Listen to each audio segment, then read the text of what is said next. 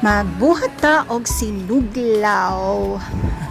So kay gigapoy man ta naggikan tag warawara ris dakbayan sa Davao. So magbuhat ta og sinuglaw. Palit ng tadaan og liempo og lechon manok, tapos sagulin na nato siya ani og mga pipino lamas para mas lamig siya. So wala na ako gipanitan ng pepino kay kapoy naman. And syempre ang kamatis as my choice pampagwapo sa skin. Wala ako kitang radish mong so kapaputang radish lamig to siya.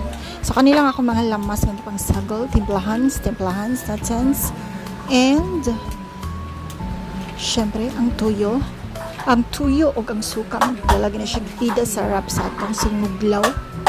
And of course ay kalimti og pigkai og lemons daghanag yun ang lemon, tapos kaya sagula and churong lami kayo siya guys. Labi nag-nice sili, pigay po siya sili, kalamig.